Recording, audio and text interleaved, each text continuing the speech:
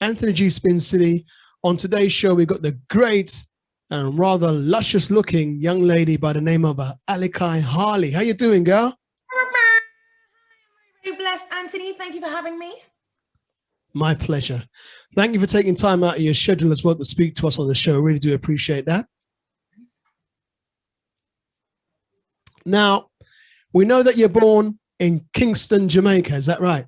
Yep, Kingston, Lebanon, Cockburn, Penn. Wow. Now, can you remember what it was like growing up around there? Can I remember? I came here when I was 5. I can kind of remember. I can remember like going to the shops and like going to school. I remember spending time with my father. Remember like the jerk center, stuff like that. And like family. Like, I can actually remember a lot that you wouldn't have thought I could have at an age. You know what I mean? Wow. 5. So yeah, but I can remember the atmosphere of what it was like when I was younger and stuff like that. Brilliant, brilliant. So now you're here in the UK, all right, London. You appear to be blowing up on various social medias, and you have had, you know, a string of hits, shall we say? Yay! I would say so. Praise God. Cool. Now then, how did you get into the music side when you get to England?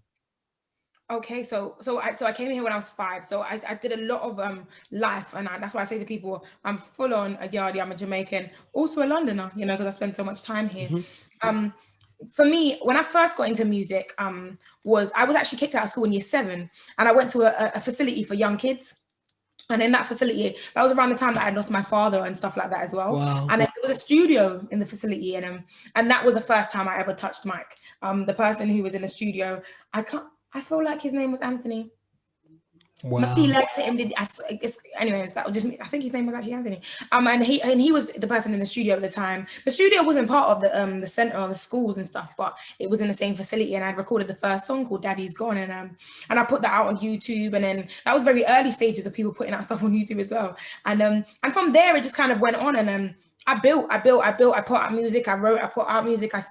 It got to a stage I grew more, I started doing open mics, you know, and for me, it was always that I would record my own videos, I would edit stuff myself, and that's how I thrived, and that's how I kickstarted myself into music. Brilliant, brilliant. Now, touching on that, one of the hits that we've heard is Goal, which was released through Brackout, pioneered by Shawnee B. Tell us about that. With Gold was a record that I had found. Big up Brackout, big up probably big up Shawnee B as well. And Gold was a record that how Gold came up as a record in the first place was I was doing something called Hot Shot Tuesdays. Hot Shot Tuesdays was a campaign I was doing that I would record a song, I would write a song, record it, and record the video in the space of a week, and I'd have to drop that online in that week. And the 10th one was Gold. You know, they were all very different coming up to the time, but the 10th one was Gold. There was so much growth in that time of that campaign that I was doing to test myself as well. And I actually released Gold independently first. So Gold had come out, you know, like I said, I was editing my own video. So I had my friends record it, and I was editing it, and I put that out on online, and God had said, to use what you have and I'll give you more. And I did that, you know, and then it got picked up by Shawnee B. I remember I sent the record to so much DJ, just found them. I had a list of names, sent it to everyone. And one day I got an email from Shawnee saying, yo, that record, I know the minute of that record. And I was like, I already sent it to you, but I already sent it. But that sounds like Shawnee, you know what I mean? Yeah, he hadn't actually seen it, and then from there he told me to come down to Box Parker, which was an event he was doing, and he let me know that, you know, like there's a label and this is what I want to do and XYZ, and from there we just took it on, signed the record, and we just went on road, you know? Now then, tell us what it was like working with Grammy-nominated artists like Sham. I mean, that's a big move. Very early in my career as well, and that was Shawnee that did that link as well. Wow. He came, he had the thought, and you know, it was. I think at first it was a bit like, because I remember I looked around to my best friend SSK at the time, and when he was in the meeting, and I was like, Sham wasn't like, what we talking, baby Sham. I was like, we was all so excited, you know what I mean? Like some sort of dream, and it was already there, you know what I mean? He played it, the verse was there, and it was like you said, legendary. It was a very overwhelmed moment, and that was a moment that I knew, okay, I'm really like, my foot's really in this door, and Sham is an amazing person as well. You know, he actually brought me out on one of his London shows, and I remember even that day actually speaking to him, which was one of the first times I would have met him in person, because I met him, we was also in America as well.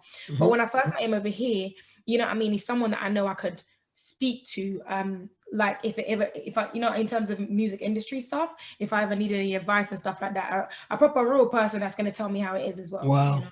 You can't get better than that experience and wisdom as well. That's brilliant. Yeah, exactly. Now, also as well, tell us about the tune Proper Paper, because that's been blowing up a while now. Yes. Proper Paper produced by SSK Music as well, which I just spoke with my best friend.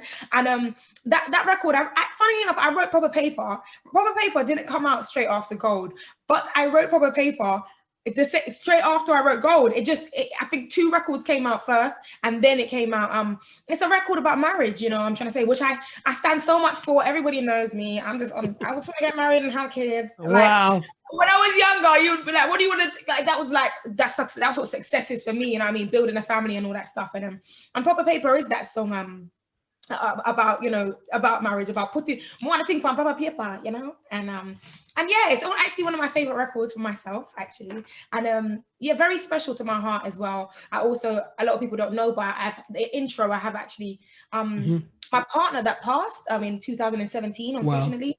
Wow. Around the time when Gold was signed, and it was a very impactful moment, I actually have his vocals at the front of Proper Paper, so that even makes it even more of a special. Well, you know, done. I took a while to let people realize that, but yeah, a very special record, vibes. All right, so fast forward to the current times and settings. EP. As far as I'm aware, it's your first EP. Is that correct? The first EP is Alicai Harley. Yep, it is. Brilliant. So tell us the title of this EP and how did you come about the title? I mean, to be fair, it's self-explanatory, but I want you to tell the listeners. So it's 2-part title. It's the Red Room intro, Yard Gal in Britain. You know what I mean? That one's you kind of know what I'm saying. But with the Red Room intro, the Red Room is actually a place. It's a studio. And in the studio, in Maloko Studios, there's a room. It's a red room. And in 2018, I was holding a vibe in that studio, and we had the lights red and all sorts of stuff. And it was a moment. And for me, red is obviously a color, the color of love, but it's also the color of sadness, you know, pain, trauma, blood, and all that stuff. And I just wanted it to be pure. I wanted my EP to be who I am. So it's almost like Ali's Red Room, and it's my mom's favorite color, red. So that's why I named it the Red Room intro, because there's so much more, you know, album will come out, other things. And then Yard Gal in Britain, like you said, it's self-explanatory. It's the only way to it's the best way for me to tell people who I am. You know, I'm trying to say I am a Yard Gal in Britain, you know, and Britain's played a massive part in the way my music is and the way I speak and stuff like that. And Jamaica has played a massive part, you know, in me and who I am, you know, and how I think from the beginning. And yeah, I wanted to also take control of that whole yard gal. That's great. Shine, you know. Brilliant. I mean, for me, from a presenter and a DJ, you got the roots, and you've also got the other side of the Atlantic as well. So you're up for make it. You know what I mean? That's the way I see it. Come on, oh praise God! Thank you. Simple as that. Now, the previous videos I've seen, they're shot in hardcore Jamaica. Me I talk about women are wind up on the corner and real. But this one is, UK. What was the change in that? That's for the song. For the song for Put It On You. Okay, so with Put It On You, I really wanted it to be, and this is literally the brief that I'd given the director, shout out Rebecca Bird. I'd said to her, if I was gonna be I wanted it to be all me. So I said a yard gal, a rich yard gal. I want this video to be a rich yard gal. What would it be? What would it be like when I get that house in the country? And what would it be like? And that's what it would be. The goats there, you can see all the colors, the crisp yard, and just whole heap of vibe. The hair still the same yardy, I'm gonna say, but just in a whole different setting. And I wanted the video to really capture who I was as well as a person and me. You know, I'm a very fun person. I'm a very joyful person, and I feel like she did an amazing job capturing that as well. I've got to be honest. Well explained. For someone who didn't know, they now know exactly what you're dealing with in terms of your EP. You also had, peers like Kojo Funds and Steph London. Tell us about Kojo. I mean, that's a big move again. Very, very. I had the pleasure of actually going on tour with Kojo back in, I don't know my dates. I feel like was it 2019? I feel like it was 2019 that I had actually went on tour, his tour, and we had actually released so the Russian remix had come out from back then. It could have been 2019. Yeah, 2019. And he's another person that's a really dope person as well, because from being on the tour, he made sure that I was good. He checked if I was all right, you know, how's Ali, and really appreciated my talent. And we actually went to Jamaica together as well. So we was in Jamaica when we shot the Russian video, which is actually online right now, the Russian remix. And yeah, just a dope person, and it was phenomenal. Just proper good person, you know, I'm trying to say. And I also was in the studio when I think when he first did the verse, I wasn't in the studio, but when I went back in when we was doing the cleanups, and we held a vibe. It wasn't just something, you know, copy and pasting, you know what I mean? It was syndicated. Great. Now, you know, when we talk about Stefflon Don, real Don, tell us about the hookup, because that's just a crazy move. You know, first of all, that one's so special for me because they were both we both waved the flag for Jamaica, you know what I'm trying to say. And I it like with her as well, it was like because before that it was always like oh, we should do something, you know what I'm trying to say. And I was always really excited for us to do something as well. And I didn't know when it was gonna come, but I think I was speaking to her in DMs, and I think it was the Georgia Smith Be Honest refix. She was saying, "Big up yourself," you know, because every now here and there we was always support each other anyway. You know what I mean, online, and she'd done her birthdays and her secure release party and stuff like that. So I'd always support, and we'd always support vice versa.